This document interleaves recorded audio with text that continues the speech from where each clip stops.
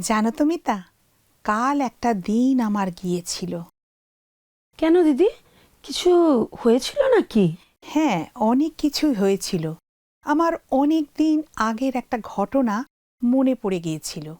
আর সেটা হলো, যখন আমি ঘুম থেকে উঠতে আমার দেরি হয়ে যেত, আর যখন আমি তাড়াতাড়ি করে আমার সকালের কাজগুলো শেষ করতাম, তারপরে অফিস যাওয়ার সময়ে কিছুতেই অটো পাচ্ছিলাম না, তার উপরে আবার আমার চটি সেই সময় ছিঁড়ে গিয়েছিল। আর তাই বাড়ি ফিরে আসতে আসতে একই সাথে আমি ক্লান্ত, রুষ্ট, ক্ষুধার্ত এবং বিরক্ত হয়ে গেছিলাম। এ বাবা দিদি, শুনে তো সত্যি করে একটা ভয়ঙ্কর দিন বলেই মনে হচ্ছে। তারপরে কি করলে তুমি?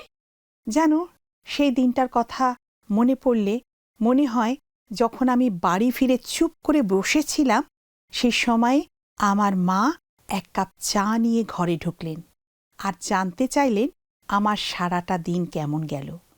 মাকে সারাদিনের ভয়ানক ঘটনাগুলোর কথা বলতে বলতে আমি নিজেকে সামলাতে না পেরে প্রায় কেঁদেই ফেলেছিলাম।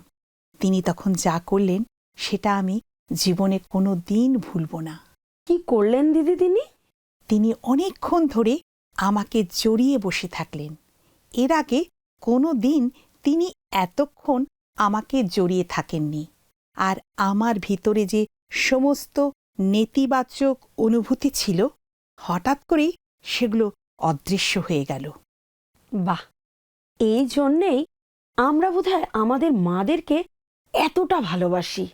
কিন্তু প্রকৃতপক্ষে অধিকাংশ সময়ে তিনি কোনো কথা বলেননি, কোনো উপদেশ দেননি, কিংবা আমাকে সংশোধনও করে দেননি। তিনি শুধু শুনছিলেন। বাহ, খুব সুন্দর। আমি নিশ্চিত যে আমাদের সবাইকে বক্তা না হয়ে আরও বেশি শ্রোতা হতে শেখা উচিত। হ্যাঁ, এই প্রসঙ্গে আমার রাল্ফ জি নিকোলাসের একটা কথা মনে পড়ে গেল। তিনি বলেছেন, মানুষের সমস্ত চাহিদাগুলির মধ্যে সবথেকে প্রাথমিক চাহিদা হল অন্যকে বুঝতে পারা আর নিজে বোধগম্য হওয়া। আর মানুষকে বুঝতে পারার সবচেয়ে ভালো উপায় হল তার কথা শোনা। কথাটা কত সত্যি জানো দিদি। একটা জায়গায় আমি পড়েছি যে খুব ছোটবেলা থেকে বাচ্চারা যা যা শেখে তার 70% হচ্ছে শুনে। প্রাথমিকভাবে তাদের মা বাবার কথা শুনে, আর তারপর অন্য বড়দের, বন্ধুদের আর শিক্ষক শিক্ষিকাদের কথা শুনে। এটা খুবই অভিনব বিষয়। সমস্যা হল, আমরা অনেক সময় শুধু কানে শোনা আর মন দিয়ে শোনার মধ্যে গুলিয়ে ফেলি। কানে শোনা হচ্ছে যা আমরা শুনি কিন্তু বুঝতে পারি না, কিন্তু মন দিয়ে শোনা একেবারেই অন্য বিষয়। আমাদের চারিদিকে সারাক্ষণ কত রকমের কথাবার্তা হতে থাকে। টেলিভিশনে, ইন্টারনেটে, কার্যক্ষেত্রে, বাড়িতে, চার্চে, স্কুলে, আমাদের নিজেদের মধ্যে। আমরা কথা বলি আমাদের প্রতিক্রিয়া জানাতে, নির্দেশ বুঝাতে এবং সময়সীমা আদান প্রদান করতে। কথাটা কত সত্যি। সুতরাং বলা যেতে পারে যে মৌখিক কথাবার্তা হচ্ছে হিমশৈলের চূড়ার মতো। হ্যাঁ, হিমশৈলের কথা উঠল বলে মনে হল, মন দিয়ে শোনা একজন মানুষের জীবনে কত পার্থক্য করে দেয়। আর সেই বিষয় একটা সত্য ঘটনার কথা বলি। সংযুক্তরাষ্ট্রের সাম্প্রতিক ইতিহাসের সবচেয়ে ভয়ঙ্কর ঝড় হয়েছিল 2005 সালের 29শে আগস্ট। হ্যারিকেন ক্যাটরিনা নিউ অর্লিয়েন্সে আঘাত হানে এবং সারা শহর জুড়ে ব্যাপক ধ্বংস, এমনকি মৃত্যু পর্যন্তও ঘটে। একজন প্রচারিকা সারি দিয়ে রাখা খাটের পাশ দিয়ে হেঁটে যাচ্ছিলেন। বেশিরভাগ খাটই খালি পড়েছিল। দু একটার ওপরে কয়েকজন প্রাপ্তবয়স্ক এবং বাচ্চা শুয়েছিল। প্রচারিকা লক্ষ্য করলেন সেখানে একজন বৃদ্ধ মহিলা খুব সুন্দরভাবে বসে আছেন। হাঁটু দুটো ভাঁজ করে রাখা আছে। প্রচারিকা তার পাশে এসে বসলেন। আর বৃদ্ধা মহিলাকে জিজ্ঞাসা করলেন যে তিনি কথা বলতে চান কিনা। ভদ্রমহিলা তার কথায় রাজি হলেন। অতি মৃদুস্বরে আর ধীরে ধীরে তিনি তার কথা বলতে শুরু করলেন। তিনি আর তার স্বামী বন্যার জলে তলিয়ে যাওয়া বাড়িগুলির একটিতে থাকতেন এবং ছাদের উপর থেকে তাদের উদ্ধার করা হয়েছিল। শুধু তাই নয়, তারা তাদের মা, যিনি হৃদরোগের কারণে অসুস্থ ছিলেন, তাকেও উদ্ধার করতে হয়েছিল। মা সম্পূর্ণ শয্যাশায়ী ছিলেন। তারা তাদের নৌকা করে উদ্ধার করলো আর শুকনো ডাঙার উপরে ছেড়ে দিল, যাতে তারা হাইওয়ে দিয়ে গিয়ে কোনো জায়গায় চলে যেতে পারেন। প্রতিবন্ধী মাকে একবার তিনি আর একবার তার স্বামী কোলে নিয়ে মাইলের পর মাইল হাঁটতে লাগলেন, কিন্তু মায়ের পক্ষে অত চাপ আর সহ্য করা সম্ভব হলো না। তিনি রাস্তাতেই মারা গেলেন। সেই দম্পতির মায়ের দেহ সঙ্গে নিয়ে হাঁটা চালিয়ে যাওয়া ছাড়া আর কোনো উপায়ই ছিল না। তারপর সেই রাস্তাতেই তারা একটা ট্রাক দেখতে পেলেন। ট্রাকটি ইতিমধ্যেই শহর ছেড়ে চলে যাওয়া লোকে ভর্তি হয়েছিল।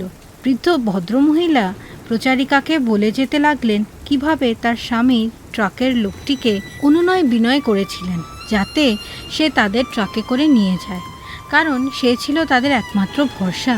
ট্রাকের চালক শেষ পর্যন্ত রাজি হলো, একটি শর্তে: আপনারা মৃতদেহটিকে সঙ্গে আনতে পারবেন না। তাই চোখের জলে তারা তাদের মাকে রাস্তার ধারে ছেড়ে রেখে চলে গেলেন। আর তারপর তিনি এমন একটা কথা বললেন যা প্রচারিকা কোনোদিনও ভুলতে পারবেন না। বৃদ্ধা চোখের জলে তাকে বললেন, আপনাকে আমার ঘটনাটি বলতে দেওয়ার জন্য ধন্যবাদ। পরে প্রচারিকা অনেকক্ষণ স্তব্ধ নীরবতায় বসে থেকে চিন্তা করেছিলেন বৃদ্ধা ভদ্রমহিলা কেন তাকে ধন্যবাদ দিয়েছিলেন। কিন্তু সময়ের সাথে তিনিও বুঝতে পেরেছিলেন যে মন দিয়ে শোনার সেবা কার্য খুবই সহজ সরল, কিন্তু মানুষের জীবনে তার একটি অসাধারণ তাৎপর্য আছে। প্রিয় বন্ধু, যাকব তার প্রথম অধ্যায় 19 পদ আমাদের একটি শাস্ত্রীয় উদাহরণ দেয়। হে আমার প্রিয় ভাতৃগণ, তোমাদের প্রত্যেকজন শ্রবণে সত্বর, কথনে ধীর, ক্রোধে ধীর হউক। শাস্ত্র স্বয়ং আমাদের উৎসাহ দেয় শ্রবণে সত্বর এবং কথনে ধীর হতে। আমাদের জন্য দুটি নিখুঁত নির্দেশ হল: মন দিয়ে শোনো এবং কম কথা বলতে নিজেকে প্রস্তুত করো। দেখো মিতা, তোমার কথা বলতে পারবো না, কিন্তু এই দক্ষতা আমার স্বাভাবিকভাবে আমার মধ্যে আসে না। আমার মনে হয় না দিদি কেউই এটা সহজে করতে পারে। অন্য যে কোনো সার্থক দক্ষতার মতোই একজন ভালো শ্রোতা হতে গেলে লক্ষ্য স্থির করা আর অভ্যাস করার প্রয়োজন হয়। সমস্যা হলো যে আমাদের মন খুব ব্যস্ত থাকে, আর সেই দিন আমাদের কি কি করতে হবে সেটা চিন্তা করি। আমাদের মোবাইল, আমাদের আইপ্যাড, আমাদের নিজেদের চিন্তাভাবনা আমাদের অন্যমনস্ক করে দেয়। তারপরে আমাদের কি বলা উচিত সেটা আমরা ভাবতে শুরু করি, ঘড়ির দিকে তাকাই আর উসখুস করি।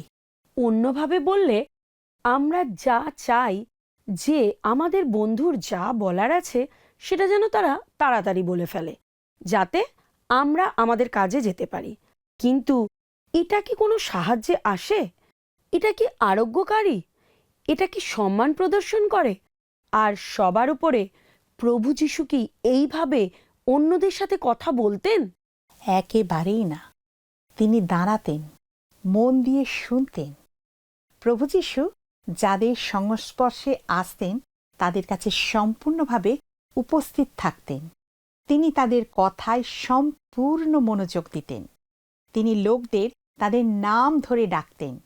তিনি তাদের কথা তাকে বলতে দিতেন। তিনি কোনো সময়ে তাড়াহুড়ো করতেন না। তিনি তাদের সঙ্গে শোক করতেন আর তাদের কষ্টের মাঝে উপস্থিত থাকতেন। একদম ঠিক দিদি। সুখবর হলো যে কার্যকর শ্রবণ এমন একটি বিষয় যা সম্পূর্ণভাবে শেখা এবং আয়ত্ত করা যায়। একদম সত্যি। কেমনভাবে সেটা তুমি আমাদের বলো, আর আমি নিশ্চিত যে আমরা সবাই জানতে চাই কিভাবে একজন ভালো শ্রোতা হওয়া যায়। বেশ, প্রথমেই বলি, আমাদের লক্ষ্য স্থির করতে হবে।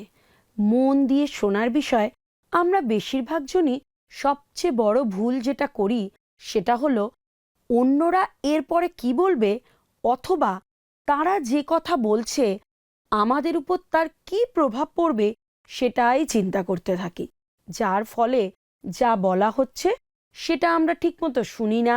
কথাগুলো জোরে এবং স্পষ্টভাবে আমাদের কানে ঢুকলেও সেটা অর্থহীন হয়ে যায়। এর কারণ হলো আমরা অদূরদর্শী। আমরা সবসময় নিজেদের কথাই ভাবি।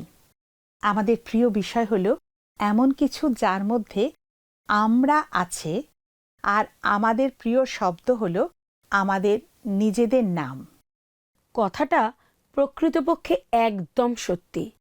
আর আমরা নিজেরা যদি কথোপকথনের কেন্দ্রবিন্দু না হই তাহলে স্পষ্টভাবে তখন আমাদের ফোন খুব গুরুত্ব পেয়ে যায়। নিশ্চিতভাবে আমাদের ফোন শুধু না, কিন্তু চারিদিকে ঘটতে থাকা বিষয়গুলো আমাদের মনোসংযোগ একেবারে নষ্ট করে দেয়। দেখুন, আমরা কথা বলার সময় যখন লোকেরা তাদের ফোন দেখতে থাকে তখন আমাদের ভীষণ বিরক্ত লাগে, কিন্তু এখন আমার মনে হচ্ছে যে আমিও অন্যদের সঙ্গে একই কাজ করেছি, আমিও সমান দোষে দোষী। আমরা সবাই এই মনোসংযোগ হারানোর দোষে দোষী। আরেকটি বিষয়, আমরা মহিলারা খুব ভালোবাসি এবং পছন্দ করি, আর তা হলো কথা বলতে। আর মাঝে মধ্যে আমরা ভুলে যাই যে কথা বলার চেয়ে কথা শোনা অনেক বেশি কার্যকরী। বোন হোপার উৎসাহের উদ্ধৃতি বলে, সহভাগিতায় অন্যের কাছে একজন প্রথম যে সেবাটার জন্য ঋণী হয় সেটা হলো তাদের কথা মন দিয়ে শোনা। যেমনভাবে ঈশ্বরের প্রতি প্রেম শুরু হয় তার বাক্য শ্রবণে, একইভাবে একজন ভ্রাতার প্রতি প্রেম শুরু হয় তার কথা মন দিয়ে শুনে। এটা হলো আমাদের প্রতি ঈশ্বরের প্রেম যে তিনি কেবল আমাদের তার বাক্য দেন না, কিন্তু তার শ্রবণ শক্তিও আমাদের দান করেন। তাহলে এই কাজটা আমরা কিভাবে করব বলো তো দিদি? একজন ভালো শ্রোতা হতে গেলে কি কি দক্ষতার প্রয়োজন? বেশ, প্রথম কথা হলো আমাদের ফোন সরিয়ে রাখা। কোনো কিছু মন দিয়ে শোনা আর ফোন দেখা একসঙ্গে করা অসম্ভব। কথোপকথনের মাঝে মেসেজ দেখা বা চট করে নেট দেখে নেওয়া অন্য যে কোনো বিষয়ের চেয়ে মানুষকে বেশি অখুশি করে তোলে। দেখো, যখন আমরা কোনো কথাবার্তা বলতে আরম্ভ করে দিই তখন আমাদের উচিত সেই কথোপকথনে পুরোপুরি মনোযোগ দেওয়া। আমরা যখন কোনো কথোপকথনের মধ্যে সম্পূর্ণভাবে নিজেদের মগ্ন করে দিই তখন সেটা অনেক বেশি উৎসাহজনক ও কার্যকারী হয়ে ওঠে। তুমি জানো দিদি, মানুষ জানতে চায় যে আমরা তার কথা মন দিয়ে শুনছি কিনা, আর তুমি যে সেটা করছো সেটা বুঝাবার সবচেয়ে সহজ উপায় হলো স্পষ্টীকরণ প্রশ্ন করা। বিশ্বাস করো দিদি, কেবল ভালো প্রশ্ন করে যে আমরা কত সম্মান আর প্রশংসা লাভ করি সেটা যদি তুমি জানো না, তুমি অবাক হয়ে যাবে। আমরা যা শুনেছি সেটা যাচাই করা ছাড়াও আমাদের উচিত আরও তথ্য সংগ্রহকারী প্রশ্ন করা, যেমন এরপরে কি হলো আর সে ওই কথা কেন বলল। দেখো, আমার মনে হয় উত্তম শ্রবণের আরেকটি গুরুত্বপূর্ণ চিহ্ন হল ইতিবাচক শরীরী ভাষার ব্যবহার। এর মানেটা ঠিক কি? বেশ, গবেষকরা কয়েকটা নির্দিষ্ট শরীরী ভাষা চিহ্নিত করেছেন যেগুলি মন দিয়ে শোনার বিষয় অত্যন্ত কার্যকারী। যেমন ধরো, চোখে চোখ রেখে কথা বলা, হাত জোড়ো করে না বসা, আর মাথা নাড়ানো। বাহ, দারুণ তো দিদি! কে জানতো যে কথা বলার ক্ষেত্রে ইতিবাচক শরীরী ভাষা কতটা পার্থক্য সৃষ্টি করে দিতে পারে। হ্যাঁ, সত্যি করেই সেটা হয়। আর একইভাবে আমরা যদি খোলা মনের হই তাহলেও হয়। কোনো মানুষই এমন কারোর সঙ্গে কথাবার্তা বলতে চায় না যার কিনা ইতিমধ্যে একটা মতামত জন্মে গেছে এবং যে কিনা মন দিয়ে কথা শুনতে রাজি নয়। যা আমাদের বেশিরভাগ সময়ে উৎসাহিত করে না। তার কোনো কিছুই আমাদের মন দিয়ে শোনার প্রয়োজন নেই। আমরা এমন একটা প্রযুক্তি ও বিনোদনের ভরা সমাজে বাস করি যে আমরা কি শুনতে চাই সেটা সহজে বেছে নিতে পারি। সোশ্যাল মিডিয়া আমাদের বেশি সময় খরচ না করেই আমাদের পছন্দের পরিবার ও বন্ধুদের কাছ থেকে খবরাখবর নিতে সাহায্য করে। বাস্তব জগতের মানুষ, যেমন আমাদের সন্তানরা, আমাদের স্বামী বা স্ত্রী, আমাদের সহকর্মী, আমাদের প্রতিবেশীর সঙ্গে যখন আমাদের মোকাবিলা করতে হয়, আর তখনই সমস্যার সৃষ্টি হয়। সাধারণত আমাদের এটা মা আর স্ত্রীদের ক্ষেত্রেই হয়, তাই নয় কি দিদি? আমাদের সন্তানদের কিংবা স্বামীর দৃষ্টি দিয়ে জগৎকে দেখা উচিত। এর মানে আবার এই নয় যে তারা যা বিশ্বাস করে সেটাই আমাদেরকে বিশ্বাস করতে হবে, অথবা তাদের স্বভাবকে গ্রহণ করতে হবে। এর সহজ অর্থ হলো যে যতক্ষণ না আমরা সত্যি করে বুঝতে পারি তারা কি বলছে, আমরা তার বিচার কখনোই করব না। আমি এই বিষয়ে একমত। জানো মিতা, নারী হিসাবে মানুষকে সাহায্য করতে চাওয়া হচ্ছে মানবিক স্বভাব, বিশেষ করে সেটা যদি এমন কেউ হয় যার বিষয় আমরা চিন্তা করি। কিন্তু আমাদের মধ্যে অনেকেই এটা উপলব্ধি করেন না যে আমরা যখন উপদেশ অথবা সমাধান নিয়ে লাফিয়ে পড়ি, আমরা তখন অন্য ব্যক্তিটিকে চুপ করিয়ে দিই। এটি মূলত বেশি সামাজিকভাবে গ্রহণযোগ্য বলার ধরন।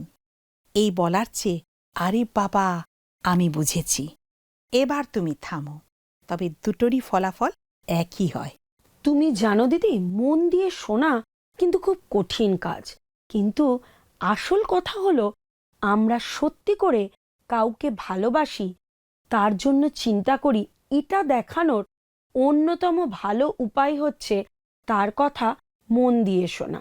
কেউ যখন আমাদের সাথে কথা বলতে শুরু করে, সে আমাদেরকে আহ্বান করে তার সঙ্গে চলতে। সে যেখানে যাচ্ছে আমাদেরকে সেখানে যেতে, অল্প কিছুক্ষণের জন্য তার সঙ্গে যাত্রা করতে। হয়তো আমরা তাড়াহুড়োর মধ্যে থাকি আর আমাদের মনে হয় যে আমাদের সময় নেই, কিন্তু যখন আমরা থামি আর অন্য কারোর কাহিনীর অংশ হই, তখন কেবলমাত্র মন দিয়ে তার কথা শুনে আমরা ঈশ্বরের প্রেমের উদাহরণ হয়ে যাই আর তার জ্যোতিকে আমাদের মধ্যে দিয়ে প্রজ্বলিত হতে দিই। আমেন। কোনো মানুষ যখন কথা বলার জন্য প্রস্তুত হয় দিদি, তখন মন দিয়ে তার কথা শুনতে আমাদেরও প্রস্তুত থাকতে হবে। মূল বিষয়টা হলো, ঈশ্বর অন্যদের কাছে আমাদের তার প্রতিনিধি হতে বলেন, আর আমরা যখন ঈশ্বরের কথা বলতে প্রস্তুত হই, তখন সব সময় আন্তরিকভাবে আমাদের কথা শোনার জন্য তার সময়ের অভাব হয় না। এই নিঃসঙ্গ প্রযুক্তিচালিত জগতে আমরা যেন তার জ্যোতি হতে পারি। মা, স্ত্রী এবং কন্যারূপে আমরা খুব ব্যস্ততার মধ্যে জীবন কাটাই। আমাদের বেশিরভাগ জনেরই মনে হয় যে একটা দিনে আরও বেশি ঘন্টা, একটা সপ্তাহে আরও বেশি দিন প্রয়োজন। কার এত সময় আছে অন্যের কথা মন দিয়ে শোনার জন্য? কিন্তু প্রভু যীশু তো খুব ব্যস্ত থাকতেন। কেবল 3 বছরের কিছু বেশি সময় তিনি অসুস্থদের সুস্থ করেছেন, অনুসারীদের প্রশিক্ষণ দিয়েছেন, পুরাতন নিয়মের বিষয়ে নতুন অন্তর্দৃষ্টিতে শিক্ষা দিয়েছেন, পাপ থেকে মানবজাতিকে উদ্ধার করেছেন এবং এমন কিছু বিষয়ের সূচনা করেছেন যা একদিন সমস্ত কিছুকে নতুন রূপ দেবে। তবুও তিনি সময় নিয়ে একজন অসুস্থ মহিলা ব্যাধির সম্পূর্ণ কাহিনী মন দিয়ে শুনেছিলেন, আর সেটা ছিল প্রভু যীশুর মানুষকে সত্যি করে সময় দেওয়ার কেবল একটি উদাহরণ। আমাদের যীশুর উদাহরণকে অনুসরণ করা এবং মন দিয়ে শোনবার জন্য সময় দেওয়ার দরকার আছে। একজন অল্পবয়স্ক মা, যার 3 সন্তানেরই হাম হয়েছিল, তাদের যত্ন নিতে গিয়ে ক্লান্ত এবং ব্যস্ত হয়ে পড়েছিলেন তিনি। সেই সময় ফোন করে একজন তার স্বামীর সঙ্গে কথা বলতে চাইলেন, কিন্তু তার স্বামী তখন ঘরে ছিলেন না। যিনি ফোন করেছিলেন তিনি তাকে জিজ্ঞাসা করলেন, কেমন আছেন আপনি? সেই অল্পবয়স্ক মা খুবই অধৈর্যভাবে উত্তর দিল, আমি খুব সমস্যার মধ্যে আছি। আমার 3জন সন্তানই খুবই অসুস্থ। ফোনের অন্য প্রান্ত থেকে সেই ব্যক্তি উত্তরে বললেন, আমি খুব খুশি যে আপনারা সবাই ভালো আছেন। সেই অল্পবয়স্ক মা সেই মুহূর্তেই নিশ্চয়ই বুঝতে পেরেছিলেন যে সেই ব্যক্তি তার একটাও কথা মন দিয়ে শোনেননি। এই পরিস্থিতি অনেকবার হয়। কত ভালো শ্রবণকারী আমরা কি কাউকে কোনো প্রশ্ন করি আর তার উত্তর আসবার আগেই আমরা মনোসংযোগ হারিয়ে ফেলি, তাই না? এটা অত্যন্ত বিরক্তিকর ব্যাপার, সময় বিশেষে অপমানজনকও। মন দিয়ে শোনার জন্য একটি প্রচেষ্টা লাগে। এটা বাস্তবিকই একটা নৈপুণ্য। একজন উত্তম শ্রবণকারী হতে আমাদের তার জন্য খাটতে হয়। কিন্তু এটা এত গুরুত্বপূর্ণ কেন? তার কারণ হলো এইভাবে আমরা মানুষকে বুঝতে পারি যে তারা আমাদের কাছে কতটা গুরুত্বপূর্ণ, তাদের কথা আমাদের কাছে কতটা গুরুত্বপূর্ণ। দেখুন বন্ধু, স্টিফেন কভে হচ্ছেন একজন মার্কিন লেখক এবং বক্তা। তার অন্যতম জনপ্রিয় বইগুলোর মধ্যে সবথেকে বেশি বিক্রিত বই হচ্ছে the 7 habits of highly effective people, বা অত্যন্ত কার্যকারী মানুষের 7টি অভ্যাস। ও হ্যাঁ, জানো দিদি, এই বইটা কিন্তু আমি দেখেছি। স্টিফেন কবে বলেছেন, বেশিরভাগ মানুষ বুঝবার উদ্দেশ্য নিয়ে কোনো কথা শোনে না, তাদের শোনার উদ্দেশ্য হলো উত্তর দেওয়া। আর আমি যখন সেটা চিন্তা করি, আমার মনে হয় যে তিনি ঠিকই বলেছেন। আমরা যখন কারুর কথা শুনব, তখন আমাদের এই বিষয়টা মাথায় রাখতে হবে। আমরা কি কি উত্তর দেব সেই বিষয়ে চিন্তা করছি, নাকি সেই মানুষটা কি বলতে চাইছে সেটা মন দিয়ে শুনছি। বাইবেলের লুক 10 অধ্যায়ে একটি ইন্টারেস্টিং ঘটনার কথা বলা হয়েছে। ঘটনাটি ছিল যিশু এবং 2 বোন মার্থা আর মরিয়মকে নিয়ে।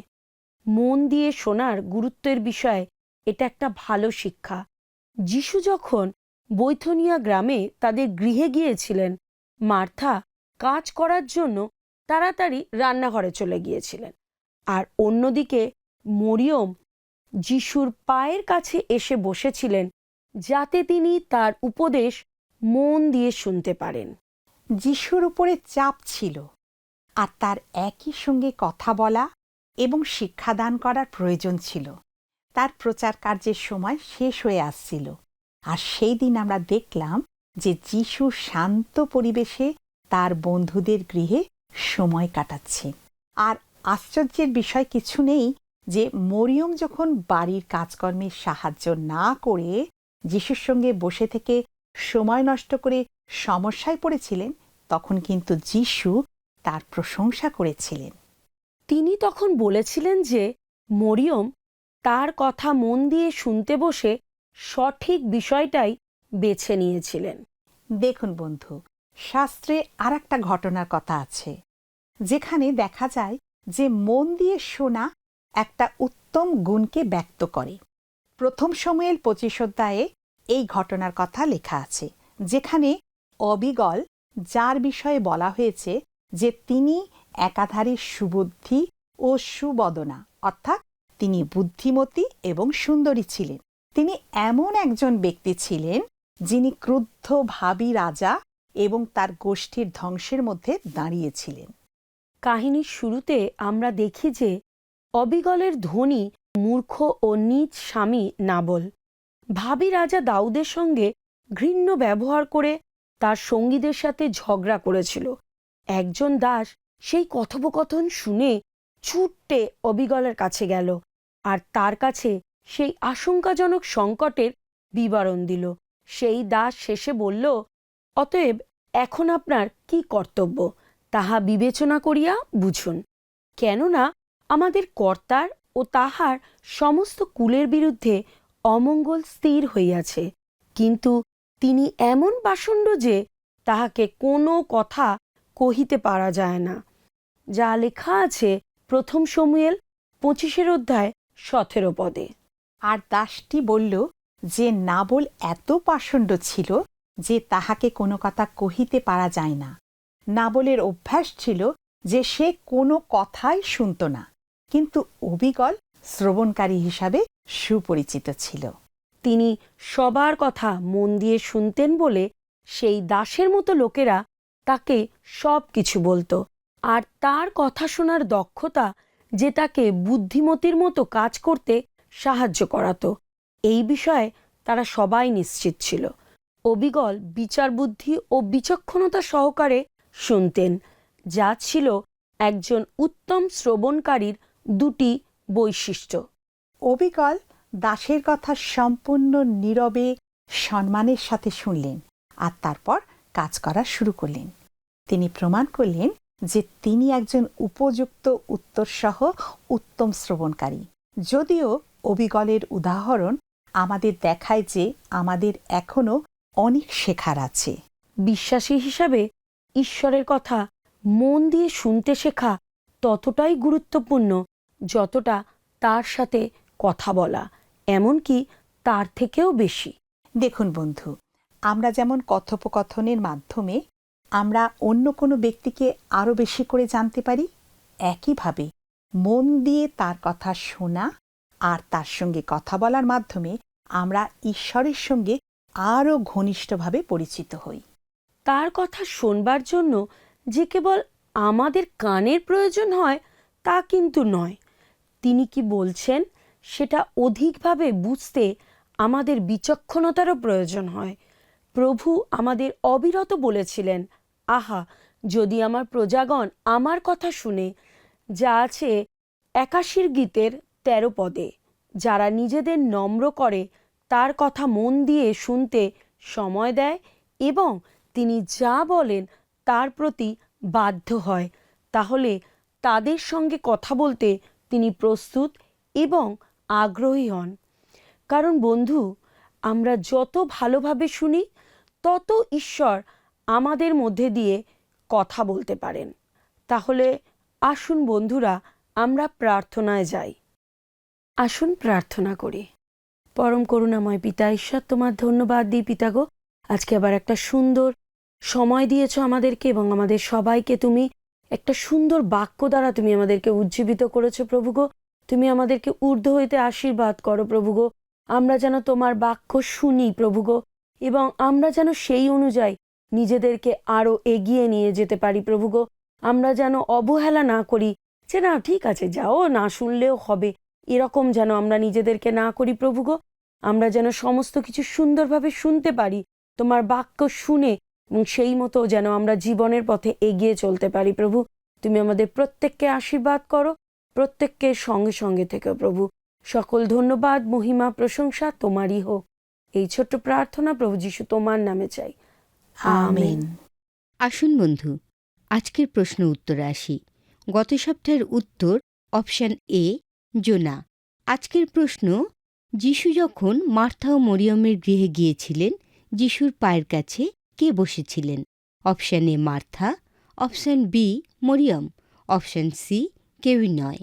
এই প্রশ্নের উত্তর আগামীকাল অপশন এ, বি, সি সহকারে 9433497235 হোয়াটসঅ্যাপ বা SMS-এ পাঠাবেন। প্রিয় বন্ধু, আমরা আশা করি যে আপনারা নিশ্চয়ই আশীর্বাদ পেয়েছেন আর উৎসাহিত হয়েছেন। আমাদের সাথে যোগাযোগ করবেন। আগামী সপ্তাহে আবার দেখা হবে। তাহলে আজ এই পর্যন্ত। নমস্কার।